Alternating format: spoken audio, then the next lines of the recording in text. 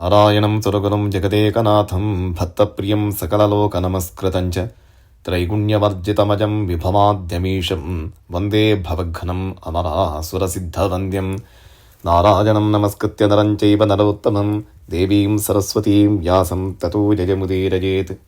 ಶ್ರೀ ಗುರುಭ್ಯೋ ನಮಃ. ಅಮೇಯಾತ್ಮ. ಅಮೇಯ ಅಂದರೆ ಮಾ ಅಂದರೆ ಜ್ಞಾನ, ನಮ್ಮ ತಿಳುವಳಿಕೆ. ಅಮೇಯ ಅಂದರೆ ತಿಳಿದುಕೊಳ್ಳುವಂತಹ, ಪ್ರಯತ್ನ ಮಾಡುವಂತಹ ಸಾಧ್ಯತೆ ಇರುವಂತಹ ವಿಚಾರಗಳು. ಎಷ್ಟೋ ವಿಚಾರಗಳು ನಮಗೆ ಗೊತ್ತೇ ಇರುವುದಿಲ್ಲ. ಹುಟ್ಟಿದಾಗಿನಿಂದ ಸಾಯುವ ತನಕ ನಾವು ಕಲಿಯುವುದೇ ಆಗ್ತದೆ. ಹೊಸ ಹೊಸ ವಿಚಾರಗಳು, ಅದನ್ನು ತಿಳಿದುಕೊಳ್ಳುವಂತಹ ಪ್ರಯತ್ನ, ಕೆಲವೊಂದನ್ನು ಬಳಸಿಕೊಳ್ಳುವಂತಹ ಪ್ರಯತ್ನ, ಕೆಲವೊಂದನ್ನು ಅದರ ಮಹತ್ವವನ್ನು ತಿಳಿದು ಅದರ ಬಗ್ಗೆ ಇದು ನನ್ನ ಶಕ್ತಿಗೆ, ಸಾಮರ್ಥ್ಯಕ್ಕೆ, ಚಿಂತನೆಗೆ ನಿಲುಕದ್ದು ಅಂತ ಹೇಳಿ ಅದರ ಮಹತ್ವವನ್ನು ತಿಳ್ಕೊಂಡಾದರೂ ಗೌರವ ಸಲ್ಲಿಸುವ ಪ್ರಯತ್ನ, ಹೀಗೆ ನಡೀತಾನೇ ಇರ್ತದೆ ಜೀವಮಾನ ಪರ್ಯಂತ. ಆದರೆ ಇಲ್ಲಿ ಯಾವ ಕಾರಣಕ್ಕೂ ಯಾವತ್ತಿಗೂ ಅರಿಯಲಿಕ್ಕೆ ಸಾಧ್ಯ, ಅಂದರೆ ಅರ್ಥ ಮಾಡಿಕೊಳ್ಳಲಿಕ್ಕೆ ಸಾಧ್ಯವೇ ಇಲ್ಲದಂತಹ ಸ್ವರೂಪ ಅದು ಪರಮಾತ್ಮನದ್ದು. ಉದಾಹರಣೆಗೆ, ಕೆಲವರಿಗೆ ಕೆಲವೊಂದು ವಿಷಯಗಳನ್ನು ಅರ್ಥ ಮಾಡಿಕೊಳ್ಳಲಿಕ್ಕೆ ಆಗೋದಿಲ್ಲ, ಆದರೆ ಉಳಿದ ವಿಷಯಗಳಲ್ಲಿ ಎಕ್ಸ್ಪರ್ಟ್ ಇರ್ತಾರೆ. ಶಾಲೆಯಲ್ಲಿ ಮಕ್ಕಳ ಕೆಲವೊಂದು ವಿಚಾರಗಳನ್ನು ನಾವು ನೋಡಬಹುದು.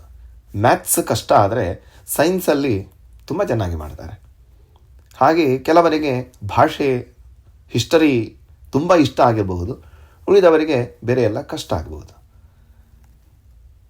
ಹಾಗೆ ಕೆಲವೊಂದು ವಿಶಿಷ್ಟ ಕೌಶಲಗಳಿರುವಂತಹ ವ್ಯಕ್ತಿಗಳನ್ನು ನೋಡಿದಾಗ ಬೇರೆಯವರಲ್ಲಿ ಸಾಂಸಾರಿಕವಾದಂತಹ ಕೆಲವು ಚಟುವಟಿಕೆಗಳಲ್ಲಿ, ಶಾಲೆಯಲ್ಲಿ ಪಠ್ಯ ವಿಷಯಗಳಲ್ಲಿ ತುಂಬ ಹಿಂದೆ ಉಳಿದಂತಹ ವಿದ್ಯಾರ್ಥಿಗಳು ಪಠ್ಯೇತರ ಅಂದರೆ ಸ್ಪೋರ್ಟ್ಸ್ ಇತ್ಯಾದಿಗಳಲ್ಲಿ ತುಂಬ ಸಾಧನೆ ಮಾಡ್ತಾರೆ.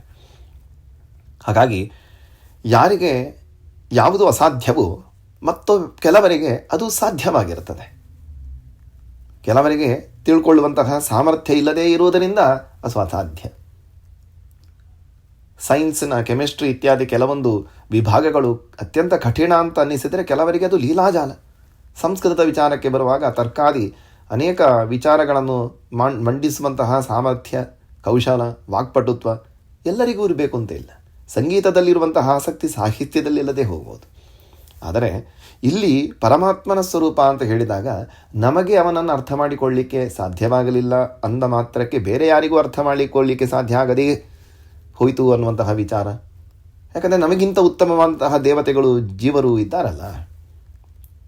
ಆದರೆ ಪರಮಾತ್ಮನ ವಿಷಯಕ್ಕೆ ಆಗುವಾಗ ಎಷ್ಟು ಉತ್ತಮರೇ ಇರಲಿ ಪ್ರಪಂಚದಲ್ಲಿ, ಲಕ್ಷ್ಮೀದೇವಿ ಪರ್ಯಂತ ಎಲ್ಲ ದೇವತೆಗಳೇ ಇರಲಿ, ಅವರಿಗೂ ಅವನು ಅಮೇಯ ಆತ್ಮ. ಅವನ ಸ್ವರೂಪ ಹಾಗೆ, ಅವರಿಗೂ ಅವನು ಅಗೋಚರನಾದವನು. ನಮಗೆ ಆಕಾಶ ಚಿಂತನೆ ಮಾಡಲಿಕ್ಕೆ ಬಹಳ ದೊಡ್ಡದು, ನಾವಿಷ್ಟೇ ಚಿಕ್ಕದವರು. ಆದರೆ ದೇವತೆಗಳ ವಿಚಾರಕ್ಕೆ ಗಮನಿಸುವಾಗ ಅವರಿಗೂ ವಿಶಾಲ ಆಕಾಶದ ಹಾಗೆ ಕಾಣಿಸಿಕೊಳ್ತಾನೆ. ದೇಶ ಆಕಾಶ ಆನಂದೋ ನ ಸ್ಯಾತ್. ಉಪನಿಷತ್ತು ಅದೇ ಚಿಂತನೆಯನ್ನು ಕೊಡುತ್ತದೆ. ನಮಗೆ ಹೇಗೆ ಪರಮಾತ್ಮ ಅಪರಿಮಿತನಾಗಿ ಕಾಣಿಸಿಕೊಳ್ತಾನೋ, ಒಂದು ಚಿಕ್ಕ ಇರುವೆ ಸಮುದ್ರದ ಹತ್ತಿರ ನೋಡಿದಾಗ ಅದರ ವಿಶಾಲವಾದಂತಹ ಒಂದು ನೀರಿನ ರಾಶಿ ಹೇಗೆ ಕಾಣಬಹುದು, ಹಾಗೆ ನಮ್ಮ ಜೀವನ ಅತ್ಯಂತ ಉತ್ತಮರಾದಂತಹ ಬ್ರಹ್ಮದೇವರು, ಅವರಿಗಿಂತಲೂ ಅತ್ಯಂತ ಉತ್ತಮನಾದಂತಹ ಮಹಾಲಕ್ಷ್ಮಿ, ಅವಳು ಸಾಗರದ ಸಮೀಪದ ಇರುವೆ ಹಾಗೆ ಅಂತೆ ದೇವರನ್ನು ಕಂಡುಕೊಳ್ಳುವಂತಹ ಒಂದು ವಿಚಾರ ಬಂದಾಗ. ಹಾಗಾದರೆ ಎಷ್ಟು ದೊಡ್ಡವನು ದೇವರು ನೋಡಿ. ಯಾರಿಗೂ ಅಮೇಯನಾಗಿರುವವನು, ಯಾರ ಚಿಂತನೆಗೂ ನಿಲುಕದಂಥವನು ಅದು ಪರಮಾತ್ಮ. ನಮಗೆ ಲಕ್ಷ್ಮೀದೇವಿ ಬಿಡಿ ಸಾಮಾನ್ಯರಾದಂತಹ ಅಗ್ನಿರ್ವೈ ದೇವಾನಾಂ ಅವಮೋ ವಿಷ್ಣು ಪರಮಃ ಅಂತ ವೇದದ ವಿಭಾಗವೇ ಹೇಳುವಂತಹ ಆ ತಾರತಮ್ಯವನ್ನು ಗಮನಿಸಬೇಕು. ದೇವತೆಗಳಲ್ಲಿ ನಮಗೆ ಮೊದಲು ಸಿಗುವುದು ಅಗ್ನಿ ಅಂತೆ. ಅಗ್ನಿದೇವರು ಬೇರೆ ಎಲ್ಲ ದೇವತೆಗಳಿಗೆ ಹೋಲಿಸಿದಾಗ ಮೊದಲಿನ ಕಕ್ಷೆಯಲ್ಲಿ, ಅಂದರೆ ನಮಗೆ ಅತ್ಯಂತ ಸಮೀಪದಲ್ಲಿ ಸಿಗುವವರಂತೆ. ಅಂದರೆ ಅದಕ್ಕಿಂತ ನಂತರದ್ದು ಬೇರೆ ದೇವತೆಗಳೆಲ್ಲ ಇದ್ದಾರೆ, ಆದರೆ ಆ ಒಂದು ವಲಯದಲ್ಲಿ ನೋಡುವಾಗ, ಹಾಗೆ ಚಿಂತನೆ ಮಾಡುವಾಗ ಅಂತಹ ಅಗ್ನಿಯನ್ನೇ ಅರ್ಥ ಮಾಡಿಕೊಳ್ಳಿಕ್ಕೆ ಸಾಮಾನ್ಯ ಮನುಷ್ಯ ಬಿಡಿ, ಮನುಷ್ಯೋತ್ತಮರಿಂದಲೂ ಕೂಡ ಸಾಧ್ಯ ಇಲ್ಲ ಅಂತ. ಇನ್ನು ಉಳಿದ ದೇವತೆಗಳ ಬಗ್ಗೆ ಏನು? ಹೀಗಾಗಿ ಸಾರ್ವಕಾಲಿಕವಾಗಿ ಸಾರ್ವತ್ರವಾಗಿ ಚರಾಚರಾತ್ಮಕವಂತಹ ಪ್ರಪಂಚದಲ್ಲಿ ಯಾರಿಂದಲೂ ಯಾವ ಕಾಲದಲ್ಲಿಯೂ ತಿಳಿದುಕೊಳ್ಳಲಿಕ್ಕೆ ಸಾಧ್ಯವೇ ಆಗದಂತಹ ಸ್ವರೂಪ ಅದು ಪರಮಾತ್ಮ. ಅದಕ್ಕೆ ಅವನನ್ನು ಅಮೇಯ ಆತ್ಮ ಅಂತ ಕರೆದದ್ದು. ಇನ್ನೊಂದು ಆತ್ಮ ಅಂತ ಹೇಳಿದೆ ಮನಸ್ಸು ಅಂತ ಕೂಡ ಅರ್ಥ ಇದೆ ನೋಡಿ. ದೇವರ ಇಚ್ಛೆ ಚಿಂತನೆ ಮಾಡಿದಾಗ ನಮಗೆ ಅರ್ಥ ಆಗ್ತದೆ. ಗೀತೆಯಲ್ಲಿ ದೇವರ ನೇರ ಮಾತುಗಳಿವೆ. ಹೇಳಿಕೊಳ್ತಾನೆ, ನ ಕರ್ತೃತ್ವನ್ನ ಕರ್ಮಾಣಿ ಲೋಕಸ್ಯ ಸೃಜತಿ ಪ್ರಭು. ನಿಮ್ಮ ಕರ್ಮದ ಬಗ್ಗೆ ನಿಮಗೆ ಗೊತ್ತಿಲ್ಲ, ಕರ್ಮಸ್ವರೂಪ ಕರ್ಮದ ಚಟುವಟಿಕೆಗಳ ಬಗ್ಗೆಯೂ ನಿಮಗೆ ಗೊತ್ತಿಲ್ಲ. ಆದರೆ ನಾನು ಯಾವುದೇ ವಿಧವಾದಂತಹ, ನಮಗೆ ಒಂದು ವೇಳೆ ಕರ್ಮದ ಸಂಪೂರ್ಣವಾದಂತಹ ಒಂದು ಅಧಿಕಾರವನ್ನು ಕೊಟ್ಟು ಬಿಟ್ಟರೆ, ಈ ಕರ್ಮಗಳನ್ನು ಇದೇ ರೀತಿ ಹಾಗೆ ಹೀಗೆ ಅಂತ ಹೇಳಿ ನಮಗೆ ಈ ಪ್ರಪಂಚದ ಗುಟ್ಟುಗಳನ್ನು ದೇವರು ಬಿಟ್ಟುಕೊಟ್ಟರೆ ನಮ್ಮಷ್ಟು ಡಿಸ್ಕ್ರಿಮಿನೇಷನ್ ಬೇರೆ ಯಾರು ಮಾಡಲಿಕ್ಕಿಲ್ಲ ಅಲ್ವಾ. ನಮಗೆ ಬೇಕಾದವರಿಗೆ, ನಮಗೆ ಅನುಕೂಲವಾದವರಿಗೆ ಮಾತ್ರ ನಾವು ಅದನ್ನು ಬಳಸಿಕೊಂಡು ದುರ್ಬಳಕೆ ಮಾಡಬಹುದು. ದೇವರು ಅದನ್ನೆಲ್ಲ ಮೀರಿ ನಿಂತವನು. ನಮೇ ದ್ವೇಷೋಸ್ತಿ ನ ಪ್ರಿಯ. ಯಾರ ಮೇಲೂ ನನ್ನವರು ಅನ್ನಂತಹ ಅನಗತ್ಯ ಅಟ್ಯಾಚ್ಮೆಂಟ್ ಇಲ್ಲ, ದ್ವೇಷವೂ ಇಲ್ಲ. ಯಾಕಂದರೆ ಎಲ್ಲರೊಳಗೂ ಇರುವವನು ಅವನೊಬ್ಬನೇ ಅಲ್ವ. ಅವರವರ ಕರ್ಮಾನುಸಾರ ಏನು ಬೇಕೋ ಅದನ್ನು ಮಾಡಿಸ್ತಾ ಹೋಗ್ತಾನೆ. ಮತ್ತು ಈ ಒಂದು ಕರ್ಮ ಸ್ವಾತಂತ್ರ್ಯ ಈ ಎಲ್ಲ ಚಿಂತನೆಗಳು ಹೇಗೆ? ಅದಕ್ಕೆ ಪರಮಾತ್ಮನನ್ನು ಅಮೇಯಾತ್ಮ ಅಂತ ಹೇಳೋದು. ಅರ್ಥ ಮಾಡಿಕೊಳ್ಳಿಕ್ಕೆ ಆಗೋದಿಲ್ಲ ಈ ಒಂದು ಪ್ರಾಪಂಚಿಕ ಸ್ವರೂಪವನ್ನು, ದೇವರ ಶಕ್ತಿಯನ್ನು, ಸಾಮರ್ಥ್ಯವನ್ನು. ಏನು ಗೊತ್ತಾ, ನಾಳೆ ಏನಾಗುತ್ತೆ ಅಂತ ಹೇಳಿ ನಮಗೆ ಗೊತ್ತಿಲ್ಲ. ನಿನ್ನೆ ಏನಾಗಿದೆ ಅಂತ ಹೇಳಿ ಮರೆತು ಹೋಗಿದೆ. ಇವತ್ತು ಈ ಕ್ಷಣದಲ್ಲಿ ಹೇಗೆ ನಡೀತಾ ಇದೆಯೋ ಅನ್ನುವಂಥದ್ದು ಕೂಡ ನಮ್ಮನ್ನು ನಿಯಂತ್ರಿಸುವ ಶಕ್ತಿಯ ಬಗ್ಗೆ ನಮಗೆ ಯಾವ ಒಂದು ಕ್ಲೂ ಕೂಡ ಇಲ್ಲ. ಆದರೆ ದೇವರಿಗೆಲ್ಲವೂ ಗೊತ್ತು. ಹೇಳಿಕೊಳ್ತಾನೆ, ಹಿಂದಿನದ್ದು ಮುಂದಿನದ್ದು ಎಲ್ಲವನ್ನೂ ಕೂಡ. ಮಾಂತು ವೇದ ನಕಶ್ಚನ ಅಂತ ಮತ್ತೆ ಹೇಳಿಬಿಡ್ತಾನೆ, ನನ್ನನ್ನು ಯಾರು ತಿಳ್ಕೊಂಡವರಿಲ್ಲ ಅಂತ. ವೇದಾಹಂ ಸಮತೀತಾನಿ ವರ್ತಮಾನಾನಿ ಚಾರ್ಜುನ ಭವಿಷ್ಯಾಣಿ ಚ ಭೂತಾನಿ. ಎಷ್ಟೋ ಜನ್ಮಗಳ ಹಿಂದೆ ಕಳೆದು ಹೋದದ್ದು ಅವನಿಗೆ ಗೊತ್ತಿದೆ. ವರ್ತಮಾನ ಕಾಲದಲ್ಲಿ ನಡೆಯುವಂತಹ ಎಲ್ಲ ವ್ಯಸ್ತಸ್ಥಿತಿಗಳು ಎಲ್ಲವನಿಗೆ ಗೊತ್ತಿದೆ. ಭೂತಕಾಲದ್ದು ಗೊತ್ತಿದೆ, ಮತ್ತು ಇನ್ನು ನಡೀಲಿಕ್ಕಿರುವಂಥದ್ದು ಕೂಡ ಅವನಿಗೆ ಗೊತ್ತಿದೆ. ಅಂದರೆ ನಾವು ಇನ್ನೊಂದು ಹೆಜ್ಜೆಯನ್ನು ಎಲ್ಲಿ ಇಡ್ತೇವೆ ಅಂತ ಹೇಳಿ ನಮಗೆ ಕಲ್ಪನೆ ಇಲ್ಲ. ವಿಧಿ ಅಂತ ಹೇಳಿ ಬಿಡ್ತೇವೆ ನಾವು. ಬಲಗಾಲ ಮುಂದೆ ಇಡ್ತೇವೋ, ಎಡಗಾಲ ಮುಂದೆ ಇಡ್ತೇವೋ, ಎಡಗೈ ಬೀಸ್ತೇವೋ, ಬಲಗೈ ಬೀಸ್ತೇವೋ, ಆಚೆ ನೋಡ್ತೇವೋ, ಈಚೆ ನೋಡ್ತೇವೋ, ಗೊತ್ತಿಲ್ಲ ನಮಗೆ. ಆದರೆ ಅದೆಲ್ಲವೂ ಕೂಡ ಪ್ರೀ ಪ್ಲ್ಯಾನ್ಡ್, ಅವನಿಗೆ ಗೊತ್ತಿದೆ. ಇದು ಬಿಡಿ, ಇನ್ನು ಮುಂದಿನ ಜನ್ಮದ ಕ್ಷಣದವರೆಗೂ, ನಂತರದ್ದು ಕೂಡ ನಿಮ್ಮ ಕೊನೆಯ ನಿಲ್ದಾಣದವರೆಗೂ ಯಾವ ಕರ್ಮ ಮಾಡ್ತೀರಿ, ಯಾವ ರೀತಿಗೆ ನಿಮ್ಮ ಒಂದು ಕರ್ಮದ ಫಲಾನುಭವ ಆಗ್ತದೆ, ಸ್ವರ್ಗವೋ ನರಕವೋ ಪಾಪವೋ ಪುಣ್ಯವೋ, ಯಾರ ಜೊತೆಗೆ ನಿಮ್ಮ ಸಂಪರ್ಕ, ಅದೆಲ್ಲವೂ ಕೂಡ ಅವನಿಗೆ ಗೊತ್ತಿದೆ. ಅದು ಅವನ ಮಹಿಮೆ. ಅವನನ್ನು ತಿಳ್ಕೊಳ್ಳಿಕ್ಕೆ ಮಾತ್ರ ಯಾರಿಂದಲೂ ಸಾಧ್ಯ ಆಗಲಿಲ್ಲ. ನಾವು ಅಂತ ಅಲ್ಲ, ಪ್ರಪಂಚದ ಪ್ರತಿಯೊಂದು ಜೀವಿಯೂ ಕೂಡ. ನಾವು ನಮ್ಮ ಬಗ್ಗೆ ತಿಳಿದುಕೊಳ್ಳಿಕ್ಕೆ ಸೋತು ಹೋಗ್ತೇವೆ. ನಮ್ಮನ್ನು ಅಮೇಯ ಆತ್ಮ, ನಮ್ಮ ಆತ್ಮವನ್ನು ತಿಳ್ಕೊಳ್ಳಿಕ್ಕೂ ಕೂಡ ನಾವು ಅಸಮರ್ಥರು. ನನಗೆ ನಾಳೆಗೆ ಏನು ಇಷ್ಟ ಆಗುತ್ತೆ, ಯಾರ ಜೊತೆಗಿನ ಒಂದು ಒಡನಾಟ ನನಗೆ ಪ್ರಾಪ್ತಿಯಾಗ್ತದೆ, ಅದು ಬಿಡಿ, ಅದೆಲ್ಲ ಹೊರಗಿನ ವ್ಯಕ್ತಿ ಅಥವಾ ಜೀವಗಳ ಜೊತೆಗಿನ ಸಂಪರ್ಕ ನಮ್ಮ ಲಿಮಿಟಿಂದ ಮೀರಿದ್ದು ಅಂತ ಇಟ್ಟುಕೊಳ್ಳುವ. ಈಗ ನನ್ನ ಸ್ವಂತಕ್ಕೆ ಅಂತ ನಾನು ಅಂದುಕೊಳ್ಳುವಂತಹ ವಿಚಾರಗಳು ಕೂಡ ಇವತ್ತು ನನಗೆ ಇಷ್ಟ ಆಗಿದ್ದು ನಾಳೆಗೆ ಕಷ್ಟ ಆಗ್ಬೋದು.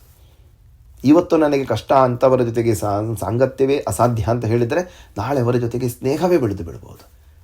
ಹೀಗಾಗಿ ನಮ್ಮ ಸ್ವರೂಪವನ್ನು, ನಮ್ಮ ಇಷ್ಟಾನಿಷ್ಟಾನಗಳನ್ನು ಕೂಡ ಅರ್ಥ ಮಾಡಿಕೊಳ್ಳುವಂತಹ ಸಾಮರ್ಥ್ಯ ಇಲ್ಲದ ನಾವು ನಮ್ಮನ್ನು ನಿಯಂತ್ರಿಸುವಂತಹ ಅಮೇಯಾತ್ಮನಾದಂತಹ ದೇವರನ್ನು ನಾವು ಹೇಗೆ ತಿಳ್ಕೊಳ್ತೇವೆ?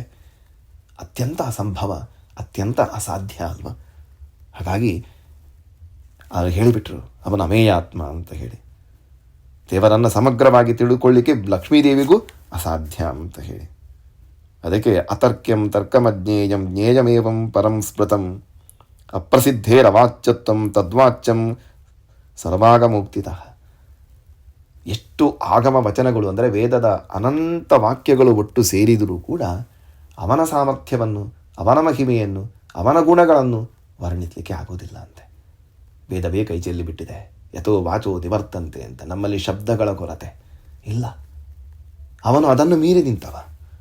ಹಾಗಾಗಿ ತರ್ಕದ ಮುಖೇನವೂ ಕೂಡ ಸ್ಥೂಲವಾಗಿ ಅಲ್ಲಿ ಬೆಂಕಿ ಇದೆ ಅಂತ ಹೇಳಿ ಹೊಗೆಯನ್ನು ನೋಡಿ ತೀರ್ಮಾನ ಮಾಡುವ ಹಾಗೆ ಅಂದರೆ ಅದಕ್ಕೆ ಅನುಭವವನ್ನು ಲೆಕ್ಕಾಚಾರ ಮಾಡಿಕೊಂಡು ಏನೋ ನಮ್ಮ ಲಾಜಿಕ್ ಒಂದು ಹಂತಕ್ಕೆ ಕಣ್ಣು ಮುಚ್ಚಿ ಇನ್ವೆಸ್ಟ್ ಮಾಡ್ತೇವಲ್ಲ, ಹಾಗೆ ಬಂದರೆ ಬಂತು, ಹೋದರೆ ಹೋಯಿತು ಅಂತ. ಆದರೆ ಅವನಿಗೆ ಗೊತ್ತಿದೆ ನಾವು ಹೇಗಿರಬೇಕು. ಪರಮಾತ್ಮ ಅಮೇಯಾತ್ಮ, ನಾನು ಅವನ ಸಂಪೂರ್ಣವಾಗಿ ಅಧೀನನಾಗಿರುವಂತಹ ಒಬ್ಬ ಅಸ್ವತಂತ್ರ, ಒಬ್ಬ ಸಾಮಾನ್ಯ ಕ್ಷುಲ್ಲಕ ಜೀವಿ.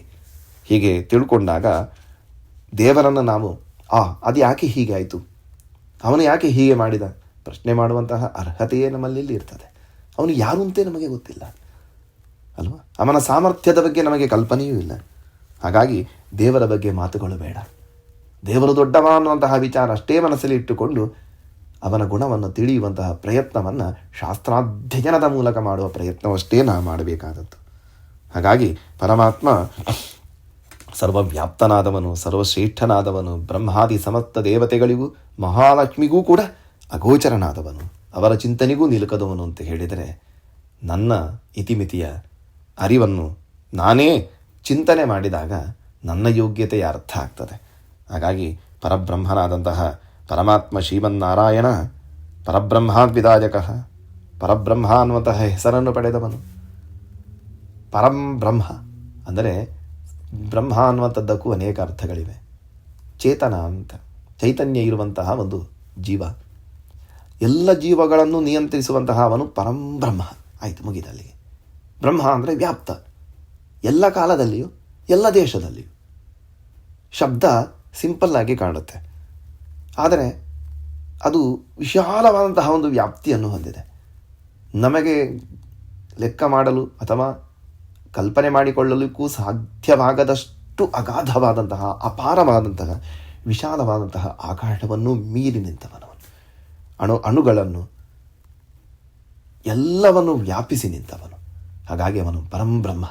ಅದಕ್ಕೆ ಯಾಕೆ ಅಂತ ಹೇಳಿದರೆ ದೊಡ್ಡವನು ಅಂತ ಹೇಳಿಬಿಟ್ರೆ ಮುಗಿಯಿತು. ಅಮೇಯಾತ್ಮ, ಅವನ ಸ್ವರೂಪವೇ ಹಾಗೆ. ನಮಗೆ ಲೆಕ್ಕಾಚಾರಕ್ಕೆ ನಿಲುಕದಂತಹ ಗುಣಗಳ ರಾಶಿಯವನು. ಈ ರೀತಿಯಾಗಿ ಅಮೇಯಾತ್ಮ ಅಂತ ಹೇಳುವಂತಹ ಆ ಪರಮಾತ್ಮನ ಆ ಹೆಸರಿದೆಯಲ್ಲ, ಅದು ಸಹಸ್ರನಾಮದಲ್ಲಿ 2 ಸಲ ಬರ್ತದೆ. 2 ಸಲ 1000 ಹೆಸರುಗಳಲ್ಲಿ ಅಮೇಯಾತ್ಮ ಅನ್ನುವಂಥದ್ದೇ ಬರಲಿಕ್ಕಿದೆ. ಅಂತಹ ಅಪಾರವಾದಂತಹ ಗಾಢವಾದಂತಹ ಸ್ವರೂಪ ಇರುವಂತಹ ಪರಮಾತ್ಮ ಅಮೇಯಾತ್ಮನು ನಮಗೆ ತಿಳಿದುಕೊಳ್ಳಿಕ್ಕೆ ಸಾಧ್ಯವಾಗುವಷ್ಟರ ಮಟ್ಟಿಗಾದರೂ ನಮ್ಮ ದೃಷ್ಟಿಗೆ ಅಥವಾ ನಮ್ಮ ಜ್ಞಾನಕ್ಕೆ ಗೋಚರನಾಗಿ ನಮಗೆ ಅನುಗ್ರಹ ಮಾಡಲಿ ಅಂತ ಅಷ್ಟೇ ನಾವು ಪ್ರಾರ್ಥನೆ ಮಾಡಬೇಕಷ್ಟೇ. ಕೃಷ್ಣಾರ್ಪಣಂ.